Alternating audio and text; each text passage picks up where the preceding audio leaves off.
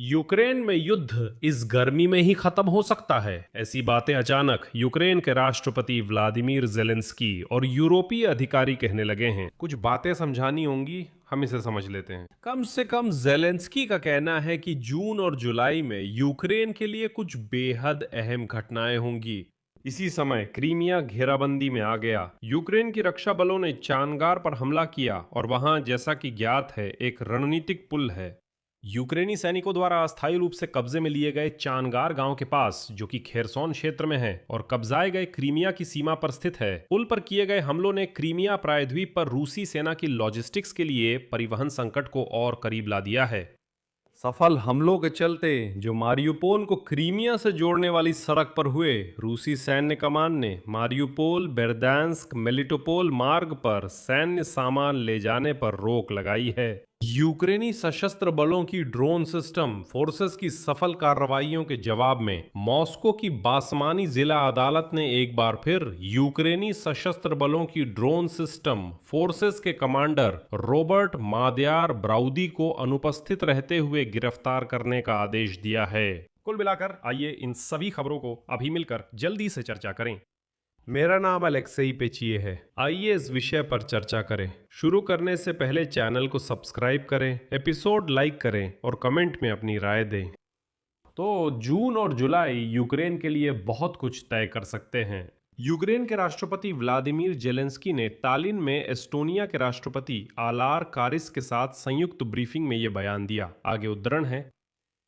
Front पर Ukraine की स्थिति मजबूत है। हमारा लंबी दूरी तक असर भी रूस की लॉजिस्टिक्स, रूस की तेल रिफाइनिंग और रूस के सैन्य उत्पादन पर मजबूत है।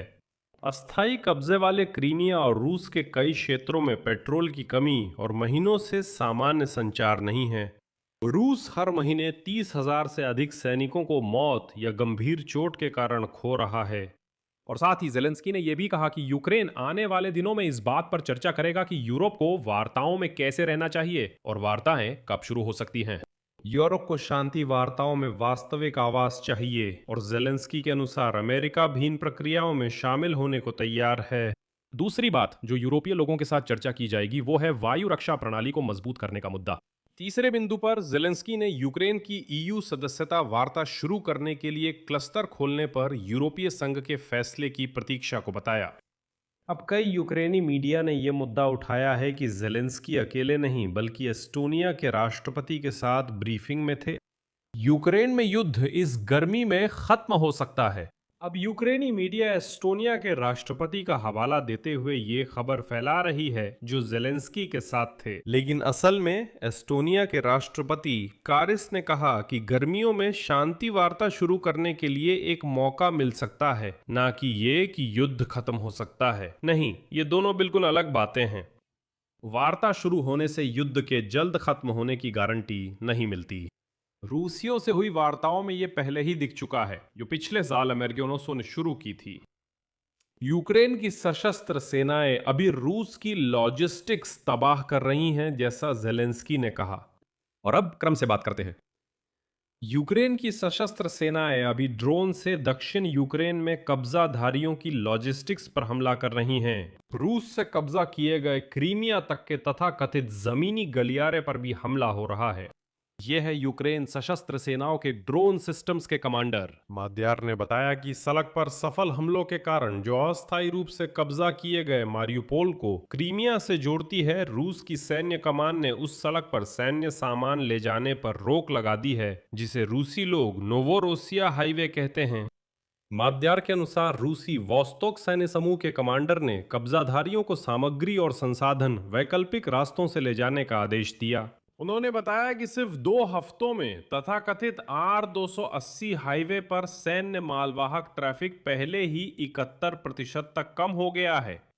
यूक्रेनी सेना लगातार चेंगार्स्की पुल पर हमला कर रही है। जैसा कि सैन्य अधिकारियों ने बताया, अस्थायी रूप से कब्जे में लिए गए खेरसोन क्षेत्र के चेंगार गांव के पास पुल पर हमले, जो कि कब्जाए गए क्रीमिया की सीमा पर स्थित है, रूसी सेना की लॉजिस्टिक्स के लिए प्रायद्वीप पर ट्रांसपोर्ट का संकट और करीब ला सकते हैं।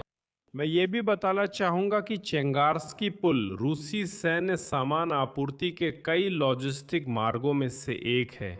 धीरे धीरे यूक्रेन की सशस्त्र सेनाएं ट्रांसपोर्ट संकट के लिए खास हालात बना रही हैं।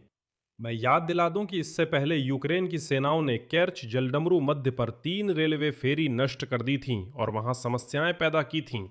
अब यह भी साफ है कि जब यूक्रेन के मुख्य भूमि हिस्से से क्रीमिया तक की लॉजिस्टिक्स पूरी तरह से नष्ट हो जाएगी तो यूक्रेन की सशस्त्र सेनाएं निश्चित रूप से बची हुई एकमात्र परिवहन धुरी यानी क्रीमिया पुल पर हमले शुरू कर देंगी।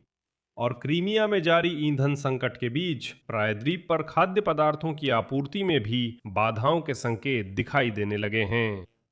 प्रायद्वीप के निवासी दुकानों में खाली शेल्फों, भारी मांग और कुछ सामानों की बिक्री पर प्रतिबंधों की जानकारी दे रहे हैं।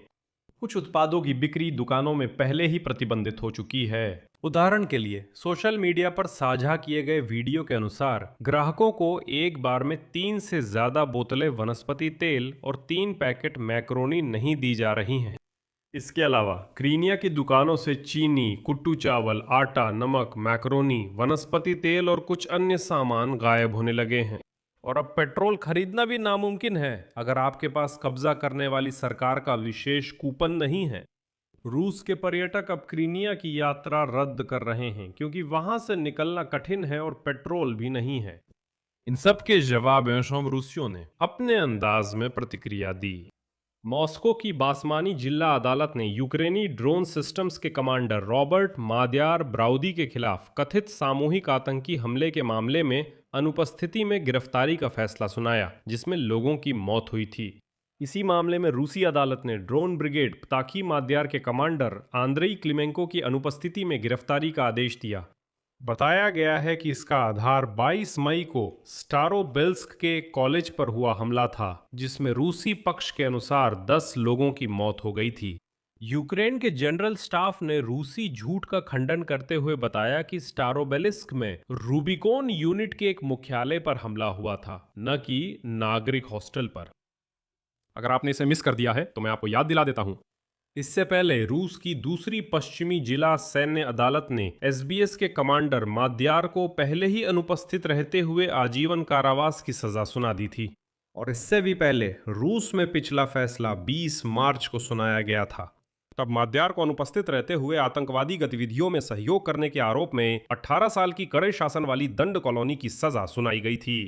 ड्रोन सिस्टम्स के कमांडर के खिलाफ आरोप रूस के ईंधन, ऊर्जा अवसंरचना की सुविधाओं पर ड्रोन हमलों से जुड़े थे।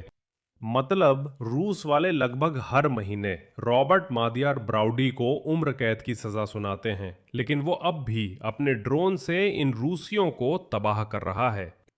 खैर, यहां मैं बात को विराम देता हूं। अपनी राय और निष्कर्ष इस एपिसोड के नीचे कमेंट में लिखें। चैनल को सब्सक्राइब करें, घंटी दबाएं और लाइक करना ना भूलें। अगर आप इस YouTube चैनल के काम को सपोर्ट करना चाहते हैं तो आप नीचे दिए गए लिंक और विवरण में किसी भी डोनेट के जरिए आर्थिक मदद कर सकते हैं। बस इतना ही। अपना ख्याल रखें। सबको अलविदा। दिमात और ज़ोक।